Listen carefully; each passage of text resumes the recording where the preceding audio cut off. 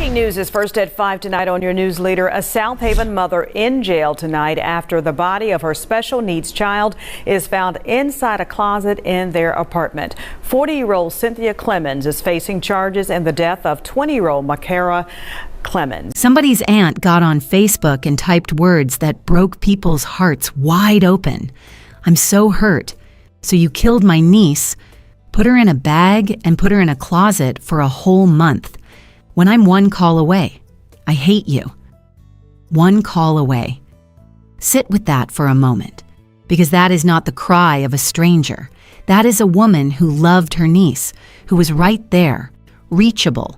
One phone call from being able to do something, anything. And instead, she found out through the worst possible way that it was already too late. For weeks, the family kept asking, "Where is she?" And every single time they got the same answer. She is fine. She is staying with a woman who understands her condition better. She is in good hands. Ain't gonna lie, they believed it. Why wouldn't they? The person feeding them that story was her mother. But Mcira was not with anyone. Mcira was not fine. Mcira had been dead, sealed inside a bag, shut inside a closet, while her family was being fed a carefully constructed lie, and her mother was walking around like the world was still turning just fine. Make it make sense. This is the story of Mykryra Clemons, and today on Shadowed Crimes TV, we are not looking away. Let me tell you something about Mcira, because she deserves to be known, not just as a victim, not just as a headline, but as a person. Mykryra Clemons was 20 years old. She had Down syndrome. She was nonverbal, meaning she could not speak, could not call out, could not tell anyone what was happening to her or around her.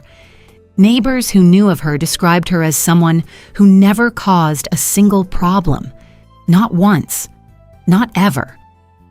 She was quiet. She kept to herself. Or more accurately, she stayed close to home because that was the world she knew. Now here is something that stops you cold when you hear it.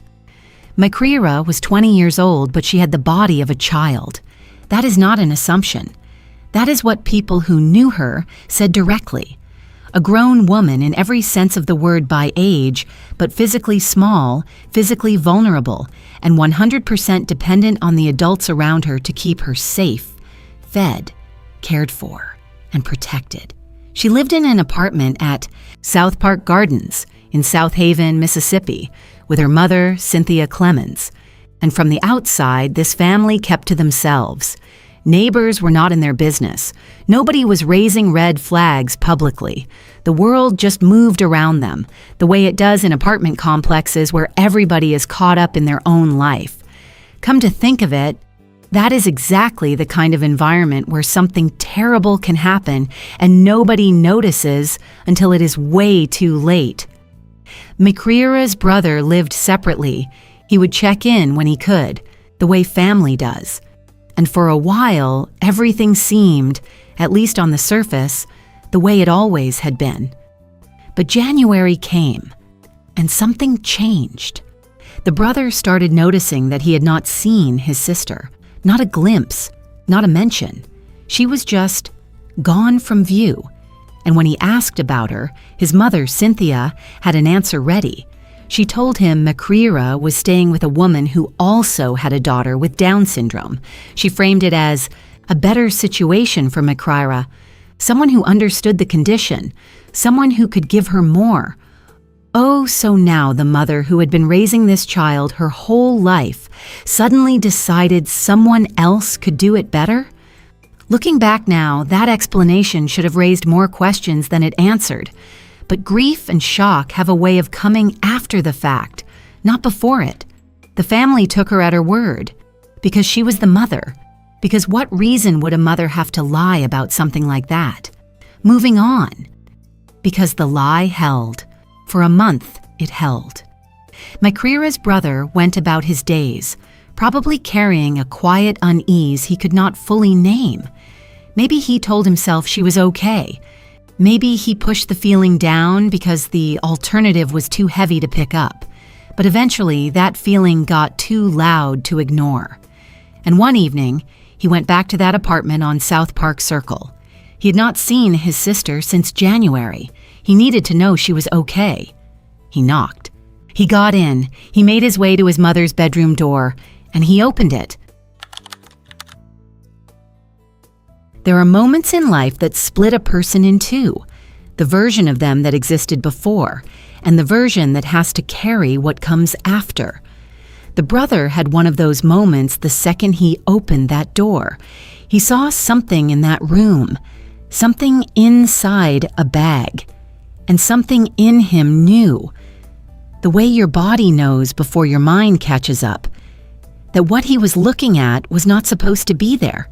He said it looked like it could be a body. He closed that door, and he called the police. Now let me tell you something, because this part matters. The police came out Tuesday night. They walked through that apartment, and they did not find anything. They left. It makes no sense, right? How do you walk through an apartment where a young woman's remains are sitting in a closet and leave without finding them? That question is one the family will probably carry for the rest of their lives. But the fact is, the police left that night without making a discovery. They came back the next morning, this time with a search warrant. And that is when everything that had been hidden came to light. Inside Cynthia's bedroom, in the closet, they found Mykryra. She was in a bag. A 20-year-old woman with Down syndrome, who never caused a single person a day of trouble in her entire life, was found sealed in a bag inside her mother's bedroom closet. The aunt would later say on Facebook what investigators were already beginning to piece together, that Mcira had been in that closet for a whole month. A whole month, while the family was being told she was somewhere safe, while her brother was going about his days trying to shake a feeling he could not explain, while life just kept moving around that apartment complex the way it always did. Mykryra was in that closet, in a bag. Anyways, let that land however it needs to land for you.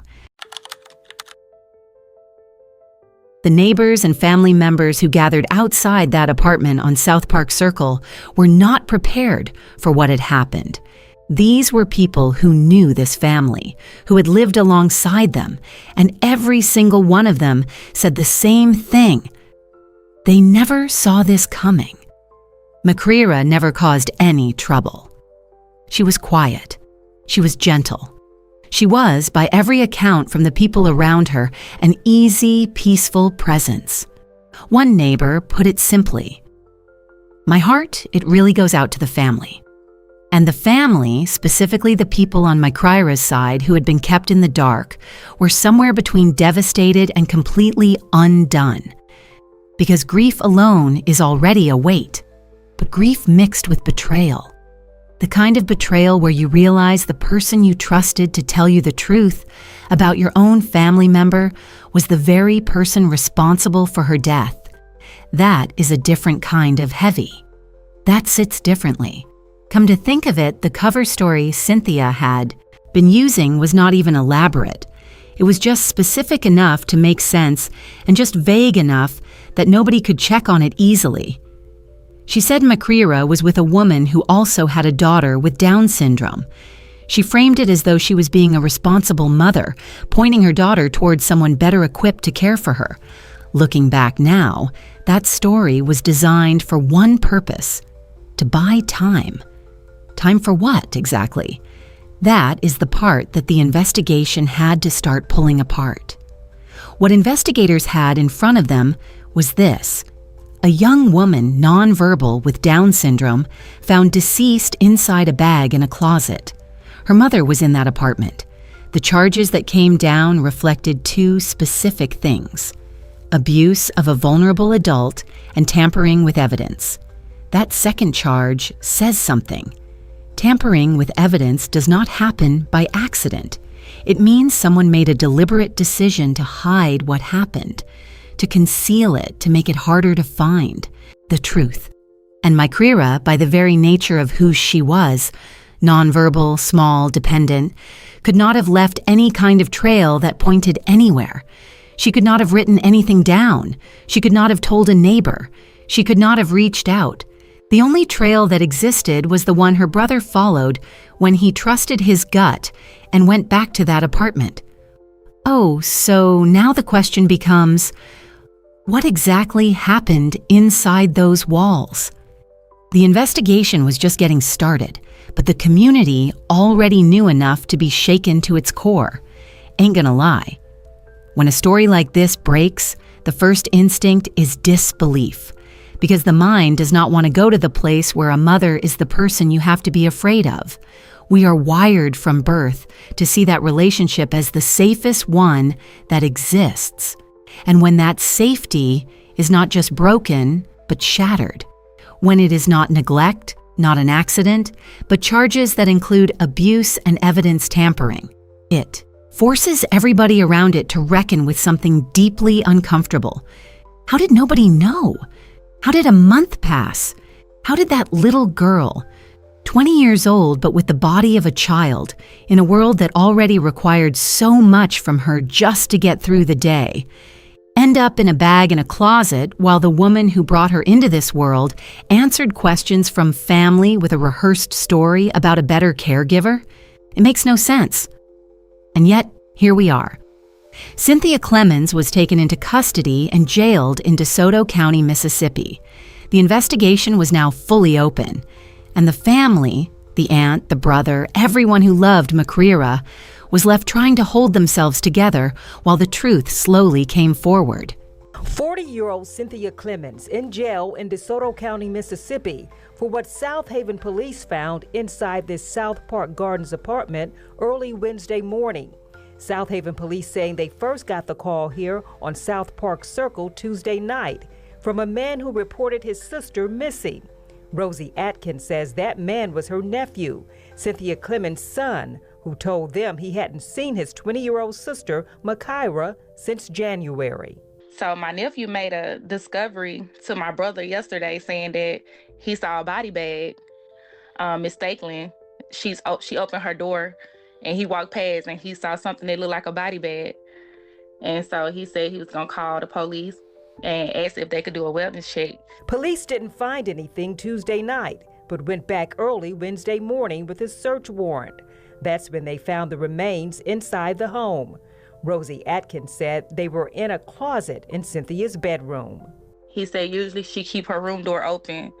And ever since the allegations of the baby being missing, her door started being more closed often. And he finally caught it open. And he said when he walked past, he saw something that triggered him that looked like it could be a body in a bag. That's what he said. Atkins says Mcira, who had Down syndrome, was nonverbal and didn't get around much, but never caused any trouble. She was 20 years old, but had the body of a child. They're baffled over the tragedy, remembering what Cynthia would tell Mcira's dad when he asked about her. And he was like, every time I call and I ask Vet about Cara, she keeps saying she at this lady house who also has an Down syndrome daughter.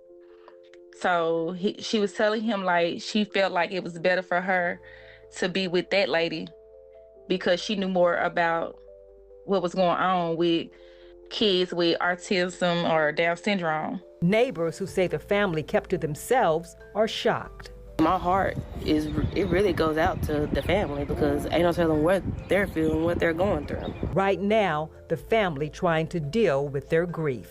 She don't cause any problem, like never hurt nobody a day in her life. So it was like more of a shock that was like. Cynthia Clemons was charged with abuse of a vulnerable adult and tampering with evidence. She was booked and held in DeSoto County, Mississippi. In court, the charges told their own story. 2 counts that together painted a picture of not just what happened to Mykryra, but the deliberate effort made to make sure no one found out. The legal process was now in motion, and whatever came next in that courtroom, the family already knew the part that no verdict could ever undo. Her aunt went back to Facebook after everything came out. And this time, she did not write in anger. She wrote in grief. She said, "I'm gonna miss you, TT baby. I'm so sorry this happened to you." That is the whole story, right there in 2 sentences. The love, the loss, the guilt that comes with surviving someone you could not protect. Even though protecting her was never supposed to be your job alone, that was supposed to be her mother's job. Let me tell you something. Mykryra Clemons did not have a voice in the way most of us take for granted. She could not speak up. She could not tell her story. She could not walk out of a bad situation or call someone she trusted and say, "Something is wrong." She was completely, totally dependent. And that dependence, the very thing that should have made the people around her more careful, more gentle, more committed to her safety, became the thing that was used against her. That is the part that does not leave you. Because when we talk about vulnerable people, children, people with disabilities, elderly folks who need full-time care, we tend to talk about them in the context of systems, social services, caseworkers, community programs, and yes, those things matter. But Mcira did not fall through a system gap first. She fell through a human one. The person who was supposed to be her first and last line of protection made a choice, and then made another choice to hide it. How did we get here? How does a mother, a woman who carried a child, raised her through 20 years of a life that required more patience and more love and more presence than most people will ever understand, how does she get to a place where that child ends up in a bag in a closet? There is no clean answer to that. And honestly, it is not our place to give one. What we can do is say Mcira's name. Say it clearly. Say it like it matters, because it does. She was not just a case number. She was not just a headline that ran for a news cycle and disappeared. She was TT. She was somebody's niece, somebody's sister, somebody's neighbor who never caused a problem a day in her life. She deserved better. Full stop. I said what I said. And to every person watching this right now who has a vulnerable person in their life, a sibling, a cousin, a neighbor, anybody who depends on someone else to be safe, check on them. Not tomorrow, not when it is convenient, now. Because the aunt said it herself. She was one call away, one call, and that call never came. It is what it is, until it does not have to be anymore. Until we decide that the people who cannot speak for themselves are the ones we speak loudest for. Mykryra Clemons, 20 years old. She had Down syndrome. She was nonverbal. She was gentle. She never caused anyone a day of trouble. And she deserved to live. If this story moved you, if it made you feel something you did not expect to feel today, that is because it should. These are real. People. Real families. Real pain that does not end when the cameras stop rolling. You are watching Shadowed Crimes, TV. The channel that does not look away from the hard stories, because the hard stories are the ones that need to be told the most. If you are new here, subscribe and stay close. If you have been here, you already know what we are about. We will keep saying their names, every single one. See you in the next one.